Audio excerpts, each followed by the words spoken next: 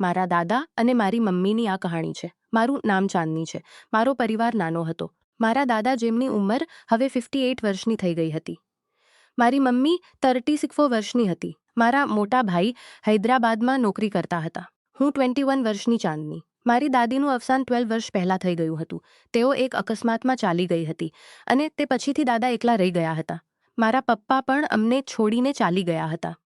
હું ત્યારે માત્ર 8 વર્ષની હતી ગયા. મારા દાદાનું નામ હરિશંકર છે. તેઓ લાંબા ચોંડા હતા, ઉંમર પ્રમાણે મજબૂત. તેમની ભૂરી આંખોમાં એક ગહનતા હતી અને તેમના અવાજમાં એક અજીબ ગહનતા હતી અને તેમના આ અવાજમાં એક ઘણા હેન્ડસમ હશે. મમ્મીનું નામ મંજુદેવી છે. તેઓ ખૂબ જ સુંદર હતા. ગોરો રંગ, લાંબા કાળા વાળ અને એક સ્મિત જે કોઈનું પણ હૃદય જીતી લે. તેઓ ઘણીવાર ઉદાસ રહેતા, કદાચ પપ્પાની યાદ અથવા કંઈક અન્ય. પણ સચું તો મને પછીથી ખબર પડી. જ્યારે હું કોલેજમાં પ્રથમ વર્ષની પઢાઈ કરતી હતી ત્યારે અવિનાશ હૈદરાબાદમાં હતા. છેલ્લા 8 મહિનાથી તેમની ગેરહાજરીમાં ઘરમાં ખાલીપણું વધી ગયું હતું. કદાચ આ જ ખાલીપણું દાદા અને મમ્મીને એકબીજાની નજીક લઈ આવ્યું. આ બધું છેલ્લા 8 મહિનાની વાત છે. માર્ચનો મહિનો હતો. ગરમી શરૂ થઈ ગઈ હતી. એક દિવસ હું કોલેજથી થાકીને ઘરે પાછી આવી. તે દિવસે મારી એક ક્લાસ વહેલી પૂરી થઈ ગઈ હતી. મેં વિચાર્યું કે ઘરે જઈને થોડો આરામ કરીશ. ઘરનો દરવાજો ખુલ્લો હતો. મમ્મી હંમેશા તેને બંધ રાખતા તે થોડું અજીબ લાગ્યું. મેં જૂતા ઉતાર્યા અને ચૂપચાપ અંદર ચાલી ગઈ. ઘરમાં સન્નાટો હતો. મેં વિચાર્યું કદાચ મમ્મી બજાર ગયા હશે અને દાદા પોતાના રૂમમાં હશે. હું મારા રૂમ તરફ વધી હળવા અવાજો સંભળાયા. હળવું હાસ્ય અને ફૂસફૂસાહટ. મેં રસોઈમાંથી હળવા અવાજો સંભળાગી. હું ચૂપકે રસોઈ સાંભળીને મારા મનમાં ઉત્સુકતા જાગી. હું ચૂપકે રસોઈ તરફ વધી. દરવાજો થોડો ખુલ્લો હતો. અંદર ઝાંકીને જોયું તો મારા માટે તે કોઈ ઝટકા કરતાં ઓછા બનાવતા હતા. તેમના બરાબર પાછળ દાદા ઊભા હતા. તેમની બાહો મમ્મીની કમર પર હતી અને તેઓ ધીરે ધીરે તેમના કાનમાં કંઈક કહી રહ્યા હતા. મમ્મી હસી રહ્યા હતા. તેમની આંખોમાં એક ચમક હતી જે મેં પહેલાં ક્યારેય નહોતી જોઈ. જારી સિરતો. દાદાનો ચહેરો મમ્મીના પોતાની નાક લઈ ગયા. તેઓ ધીરેથી તેમની ગરદન પાસે પોતાની નાક લઈ ગયા. મમ્મીએ હળવેથી આંખો બંધ કરી, જાણે તેઓ હું સમજી જ ન શકી કે શું થઈ રહ્યું છે. મારું હૃદય જોરજોરથી ધડકી રહ્યું હતું. હું ચૂપચાપ પાછળ હટી ગઈ અને પોતાના રૂમમાં ચાલી ગઈ. દરવાજો બંધ કરીને પથારી પર બેસી ગઈ. મારા મગજમાં સવાલોનું તોફાન ઉઠી રહ્યું હતું. શું મેં જે જોયું તે સાચું હતું? કદાચ હું ગલત સમજી રહી છું. કદાચ તેઓ ફક્ત હાસ્યમજાક કરી રહ્યા હતા. પણ મારા હૃદયને યકીન નહોતું. મેં પોતાને શાંત કરવાની કોશિશ કરી. કદાચ આ એક વારની વાત હશે. પણ મારા મનમાં શંકાનું બીજ પડી ગયું હતું. તે દિવસ પછી મેં દાદા અને મમ્મી પર નજર રાખવાની શરૂઆત કરી. અગાઉના કેટલાક દિવસોમાં દિવસ દરમિયાન બધું સામાન્ય બધું. દાદાને ચા આપતા. દાદા અખબારમાં ખોવાઈ જતા અને મમ્મી ઘરના કામમાં લાગી. પણ કંઈક બદલાયું હતું. દાદાની આંખોમાં એક ચમક હતી જે પહેલાં નહોતી. તેઓ મમ્મી સાથે વાત કરતી વખતે વધુ મુસ્કુરાતા, મમ્મી પણ પહેલાં કરતાં વધુ ખુશ લાગતા. તેઓ ગુનગુનાતા રહેતા, વાળ સંવારતા અને ક્યારેક દાદા તરફ જોઈને હળવું મુસ્કુરાતા. આ નાની નાની વાતો મારી શંકાને વધુ ઘન બનાવતી હતી. એક સાંજે હું મારા રૂમમાં પુસ્તક વાંચતી બેઠી હતી. મમ્મીએ કહ્યું હતું કે તેઓ પાડોશમાં કોઈને મળવા જઈ રહ્યા છે અને દાદા પોતાના રૂમમાં હતા. મેં વિચાર્યું કે થોડું ટીવી જોઈ લઉં. હું હોલમાં ગઈ. ત્યારે મમ્મીની ચપ્પલોનો વહેલા પાછા આવ્યા. ટીવીનો અવાજ ઓછો કરીને ચૂપકે જોવાની કોશિશ કરી. મમ્મી હોલમાં નહોતા. મેં ગૌર કર્યું કે દાદાના રૂમનો દરવાજો હળવો ખુલ્લો હતો. મમ્મીનો ધીમો અવાજ આવ્યો. હું ચૂપચાપ ત્યાં સુધી ગઈ. અંદરથી મમ્મીનો ધીમો શું વિચારશે? દાદાએ હસતા કહ્યું, મંજુ ચાંદની ઉપર છે અને બહાર કોઈ નથી. ચિંતા ન કરો. મંજુ ચાંદની ઉપર છે અને બહાર કોઈ ઝાંક્યું. મમ્મી દાદાની પાસે બેઠા હતા. દાદાનો હાથ મમ્મીના ખભા પર હતો અને તેઓ ધીરે ધીરે તેમના વાળ સહેલાવી રહ્યા હતા. મમ્મીનો ચહેરો થોડો લાલ હતો અને તેઓ દાદા તરફ જોઈને મુસ્કુરાઈ રહ્યા હતા. પછી દાદાએ પોતાનો ચહેરો મમ્મીની નજીક કર્યો અને મમ્મીએ આંખો બંધ કરી લીધી. તેમની વચ્ચેનો તે પળ મારા માટે સમજવો મુશ્કેલ હતો. હું ચૂપચાપ પાછળ હટી ગઈ અને પોતાના રૂમમાં આવી ગઈ. મારું મગજ સુન્ન થઈ ગયું હતું.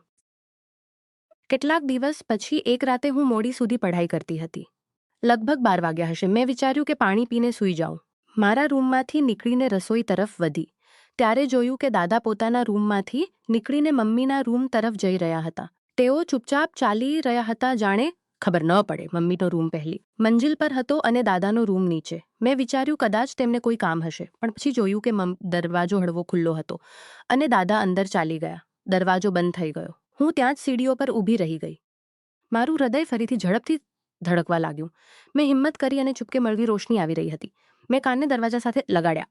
અંદરથી હળવી વાતો સંભળાઈ રહી હતી. દરવાજાનીથી હળવી વાતો સંભળાઈ રહી હતી. મમ્મીનો અવાજ, હરિશંકરજી, જો ચાંદનીને ખબર પડી ગઈ તો. અને દાદાની ધીમી હાસ્ય, મંજુ, તે સૂઈ રહી છે, તેને કંઈ ખબર નથી. પછી થોડી વાર સન્નાટો છવાઈ ગયો. અને પછી કેટલીક અવાજો આવી જે મારા માટે સમજવી મુશ્કેલ નહોતી. બિસ્તરની હળવી ચરમરાહટ, કંઈક પડવાની અવાજ અને મમ્મીની ધીમી શ્વાસોચ્છ્વાસ. જાણે તેઓ બંને એકબીજાની ખૂબ નજીક હતા. હું ત્યાંથી ભાગીને પોતાના રૂમમાં આવી ગઈ. દરવાજો બંધ કરીને પથારી. મારી શ્વાસ ઝડપી હતી અને શરીર કાપી રહ્યું હતું. આ શું હતું? મારી આંખો સામે તે બધું કાપી રહ્યું હતું. રસોઈનો તે પળ, હોલની તે નજીકી અને હવે આ રાતનો સન્નાટો. હું સૂઈ શકી નહીં. મારા મનમાં ગુસ્સો હતો, શર્મિંદગી હતી, પણ સાથે જ એક અજીબ ખેંચાણ પણ હતી. હું સમજી શકતી નહોતી કે મારી સાથે શું થઈ રહ્યું છે. અગાઉના દિવસે હું કોલેજ ગઈ પણ મારું ધ્યાન ક્યાંય નહોતું. મારા મિત્રોને પૂછ્યું કે હું ઉદાસ શા માટે છું, પણ મેં કંઈ ન કહ્યું. હું ફક્ત વિચારી રહી હતી કે શું કરું. મમ્મીને પૂછું કે દાદાને? અને પછી એક અજીબ વાત થઈ. જ્યારે પણ હું તે રાતને યાદ કરતી ત્યારે મારા શરીરમાં એક અજીબ ગરમી ભરાઈ જતી. મારા મનમાં કેટલાક ગલત વિચારો આવવા લાગ્યા. હું વિચારવા લાગી કે શું આવું થવું ગલત છે? શું પ્રેમ અને નજીકીની જરૂર સૌને નથી હોતી? અને પછી એક ખતરનાક વિચાર મારા મગજમાં આવ્યો. શું મને પણ કોઈની જરૂર છે? મેં પોતાના મિત્ર આર્યન તરફ ધ્યાન આપવાની શરૂઆત કરી. તે કોલેજમાં મારી સાથે વારંવાર વાત કરતો હતો. તેની આંખોમાં તે જ ચમક હતી જે મેં દાદાની આંખોમાં જોઈ હતી. તે હસતો, મારી સાથે મજાક કરતો અને ક્યારેક મારી નજીક આવવાની કોશિશ કરતો. પહેલાં હું તેને દૂર રાખતી, પણ હવે હું તેને રોકી શકતી નહોતી. એક દિવસ અમે કોલેજ પછી પાર્કમાં બેઠા હતા. તે મારી પાસે આવ્યો. તેણે મારા હાથને સ્પર્શ કર્યો અને મારા શરીરમાં એક અજીબ કંપન થયું. તેણે ધીરેથી મારા કાનમાં કહ્યું, ચાંદની, તું ખૂબ જ સુંદર છે. મેં કંઈ ન કહ્યું, ફક્ત તેની આંખોમાં જોતી રહી અને પછી મેં પોતાને તેની વધુ નજીક જવા દીધો. તે દિવસ પછી આર્યન અને મારી વચ્ચે કંઈક બદલાઈ ગયું. તે મને મેસેજ કરતો, મોડી રાત સુધી વાતો કરતો. અમે કોલેજ પછી વારવાર મળવા લાગ્યા. એકવાર મને પોતાના ઘરે બોલાવ્યો. તેનો પરિવાર બહાર ગયો હતો. તેણે મારી નજીક આવીને મારા ખભા પર હાથ મૂકવું ગયો. તેની શ્વાસ મારા ચહેરા પાસે હતી. તેણે ધીરેથી મારા ગાલને સ્પર્શ કર્યો અને મેં તેને રોક્યો નહીં. તે પણ કંઈક એવું હતું જે મને ગલત પણ લાગતું હતું, પણ સાથે જ એક અજીબ સુકૂન પણ આપતું હતું. ધીરે ધીરે હું આર્યન સાથે વધુ સમય વિતાવવા જતા. તે મને કોલેજના મિત્રો સાથે મળાવતો અને હું તેની દુનિયામાં ખોવાઈ જતી. પણ મારા મનમાં હંમેશા દાદા અને મમ્મીની વાત ઘૂમતી રહેતી. હું વિચારતી કે જો તેઓ આવું કરી શકે છે તો મારા માટે પણ આ ગલત નથી. મેં પોતાને સમજાવવાની કોશિશ કરી કે આ બધું સામાન્ય છે. પણ ક્યાંય ને ક્યાંય મારા અંદરનો એક ભાગ ચીસો પાડતો હતો કે હું ગલત રસ્તે જઈ રહી છું. એક રાતે હું ઘરે પાછી આવી. મમ્મી અને દાદા હોલમાં બેઠા હતા. મમ્મી દાદા માટે ચા બનાવતા હતા અને દાદા તેમની તરફ જોઈને મુસ્કુરાઈ રહ્યા હતા. મેં ગૌર કર્યું કે મમ્મીની સાડીનો થોડો નીચે સરકી ગયો હતો અને દાદાની નજરો ત્યાં જ ટકી હતી. મમ્મીએ હળવેથી પોતાના વાળ સુધાર્યા અને દાદાએ પોતાનો હાથ મમ્મી તરફ વધાર્યો. હું ચૂપચાપ પોતાના રૂમમાં ચાલી ગઈ, પણ તે દૃશ્ય મારા મગજમાંથી ગયું નહીં. અને પછી એ જ આર્યનનો મેસેજ આવ્યો. તેણે લખ્યું, ચાંદની, તું આજે ખૂબ સારી લાગી રહી હતી. કાશ તું મારી પાસે હોત. મેં જવાબ આપ્યો, કાશ હું પણ તારી પાસે હોતી. અને તે રાતે મેં પોતાને પૂરેપૂરી બદલતી અનુભવી. ઘણા મહિના વીતી ગયા. હું આર્યન સાથે પોતાના રસ્તે ચાલી રહી હતી અને દાદા મમ્મી પોતાના રસ્તે. આર્યન સાથેની મારી નજીકી હવે એક આદત બની ગઈ હતી. હું દિવસે કોલેજ જતી પણ મારું મન ક્યાંય અન્ય જગ્યાએ રહેતું. ક્લાસમાં બેસીને હું આર્યનના મેસેજ વાંચતી, તેની વાતોમાં ખોવાઈ જતી. તે મને દરરોજ કંઈક ને કંઈક એવું કહેતો જે મારા હૃદયને સ્પર્શતું. એક દિવસ તેણે મને ફરીથી પોતાના ઘરે બોલાવ્યો અને ત્યાં એક અજીબ સન્નાટો હતો. તે મારી પાસે સન્નાટો હતો.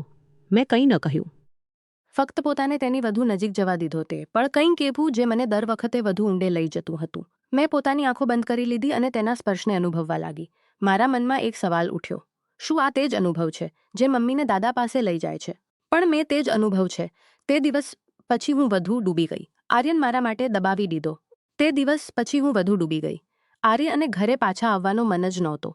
ઘરનું વાતાવરણ હવે પહેલાં કરતાં પણ વધુ અજીબ થઈ ગયું હતું. મમ્મી અને દાદા હવે મારી સામે પણ ઓછા સાવધાન રહેવા લાગ્યા હતા. મારા મનમાં ગુસ્સો હતો, પણ સાથે જ એક અજીબ ખેંચાણ પણ. હું વિચારી રહી હતી કે શું તેમને હવે કોઈ ડર નથી? શું તેઓ વિચારે છે કે મને કંઈ ખબર નથી? તેની વાતો જ. અને પછી મારું મગજ આર્યન તરફ ચાલી ગયું. તેની વાતો, તેનો સ્પર્શ અને તે પળો જે મને દર વખતે વધુ ઊંડે લઈ જઈ રહ્યા હતા. મેં પોતાને સમજાવવાની કોશિશ કરી કે જો મમ્મી અને માટે પણ આ ગલત નથી, પણ મારા હૃદયનો એક ખૂણો ચીસો પાડતો હતો કે હું ગલત રસ્તે જઈ રહી છું. પછી એક રાતે હું મોડીથી ઘરે પાછી આવી. આર્યન સાથે એક પાર્ટીમાં ગઈ હતી અને ત્યાંનું વાતાવરણ મને વધુ ગૂંચવણમાં નાખી ગયું હતું. મેં જોયું કે મમ્મીનો રૂમ બંધ હતો અને દાદા પોતાના રૂમમાં નહોતા. હું ચૂપચાપ મમ્મીના રૂમ પાસે ગઈ.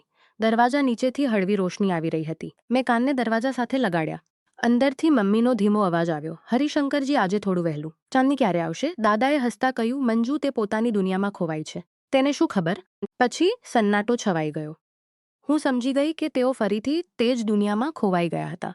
હું પોતાના રૂમમાં ગઈ અને પથારી પર રહ્યું હતું. હું વિચારી રહી હતી કે શું આ બધું હવે મારી સામે પણ ખુલ્લેઆમ થશે. અને પછી આર્યનનો મેસેજ આવ્યો. તેણે લખ્યું, ચાંદની, આજે રાતે તું ખૂબ સારી લાગી રહી હતી. કાશ તું મારી પાસે રોકાઈ જાત. મેં જવાબ આપ્યો, કાશ હું સારી લાગી હતી. તે રાતે મેં પોતાને પૂરેપૂરી બદલતી અનુભવી. હું રાતે પણ મેં પોતાને પૂરેપૂરી વધી ચૂકી હતી કે પાછા આવવું અશક્ય લાગતું હતું. ઘણા મહિના વીતી ગયા.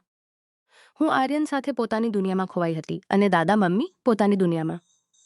પણ એક દિવસ બધું બદલાઈ ગયું. એક સાંજે હું કોલેજથી પાછી આવી તો જોયું કે ઘરનું વાતાવરણ અલગ હતું. દરવાજા પર એક જોડી જૂતા પડ્યા હતા જે મને ઓળખાયા જેવા લાગ્યા. હું અંદર ગઈ તો હોલમાં અવિનાશ બેઠો હતો.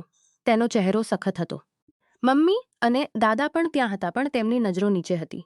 મેં કહ્યું, મારી તરફ જોઈને ધીરેથી કહ્યું, આજે સવારે ચાંદની તું ઉપર જા. મને મમ્મી અને દાદા સાથે કંઈક વાત કરવાની છે. મને અજીબ લાગ્યું, પણ હું પોતાના રૂમમાં ચાલી ગઈ. ઉપરથી મને તેમના અવાજો સંભળાઈ રહ્યો હતો અને મમ્મીનો અવાજ કાંપી રહ્યો હતો. હું ચૂપકે સીડીઓ પર આવી ગઈ અને સાંભળવાની કોશિશ કરવા લાગી. અવિનાશ ચીસો પાડી રહ્યો હતો અને સાંભળવાની કોશિશ કરવા લાગી. આ શું ચાલી રહ્યું છે અહીં? મેં વિચાર્યું હતું કે હું પોતાના પરિવાર માટે મહેનત કરી રહ્યો છું અને અહીં અવિનાશ પોતાના ફોન પર ગુસ્સો, પણ સાથે જ એક દુઃખ પણ. મેં નીચે ઝાંક્યું. મમ્મી અને દાદા ફોન પર કંઈક પર બેઠા હતા. તેમના ચહેરા સફેદ પડી ગયા હતા. અવિનાશે ફોન મમ્મી તરફ વધાર્યો અને કહ્યું, આ જુઓ, મેં ઘરમાં કેમેરા લગાવ્યા હતા સુરક્ષા માટે. પણ આ શું છે? રાતે રૂમમાં, દિવસે હોલમાં. તમે બંનેને શરમ પણ નથી આવતી.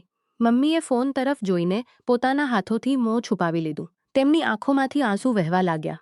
દાદાનું માથું નીચું થઈ રહી હતી. અવિનાશે મેજ પર જોરથી મુક્કો માર્યો અને ચીસો પાડી, તમે લોકો મારા પરિવાર છો અને તમે આ બધું કર્યું મારી પીઠ પાછળ. મમ્મી રોતા રોતા બોલી, અવિનાશ બેટા, અમને માફ કરી દે. અમે બહકી ગયા હતા. એકલતાએ અમને અહીં લઈ આવ્યું. તેમનો અવાજ તૂટી રહ્યો હતો.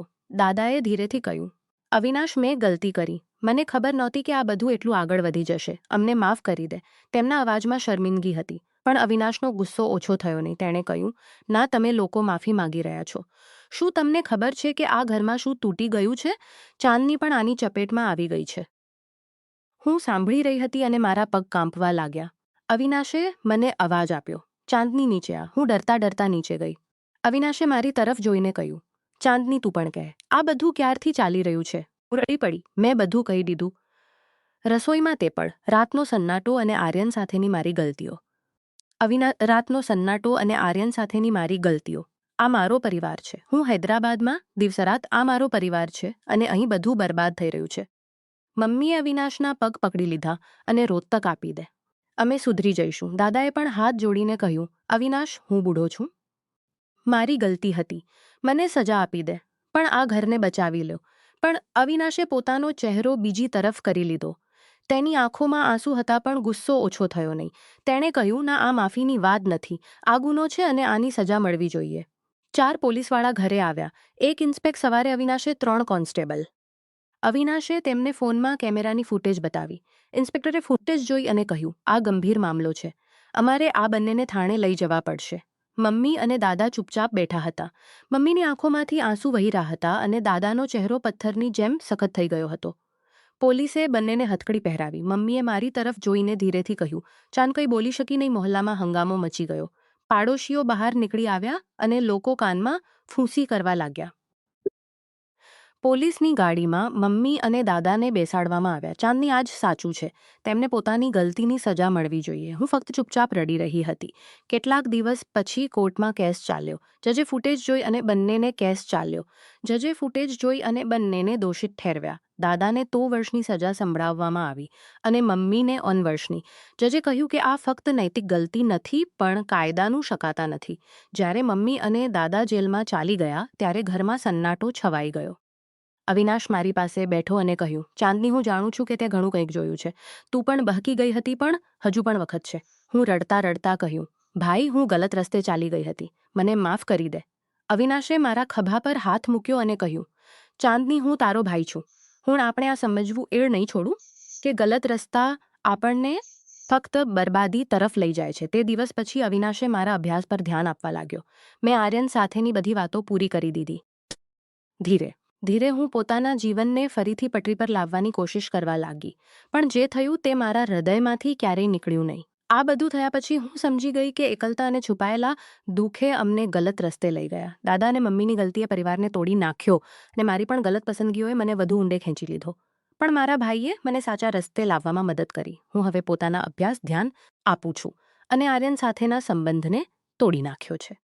પણ આ ઘટનાએ મને એક મહત્વનું શીખવ્યું કે પરિવારના બંધનો ખૂબ નાજુક હોય છે અને ગલત પસંદગીઓના પરિણામો ભયંકર હોઈ શકે છે. એકલતાનો સામનો કરવા માટે સાચા માર્ગ શોધવા જરૂરી છે, નહીં કે નિષિદ્ધ સંબંધોમાં ખોવાઈ જવું. આજે પણ હું આ બધું યાદ કરીને શીખતી રહું છું કે જીવનમાં સીમાઓનું પાલન કરવું કેટલું જરૂરી છે.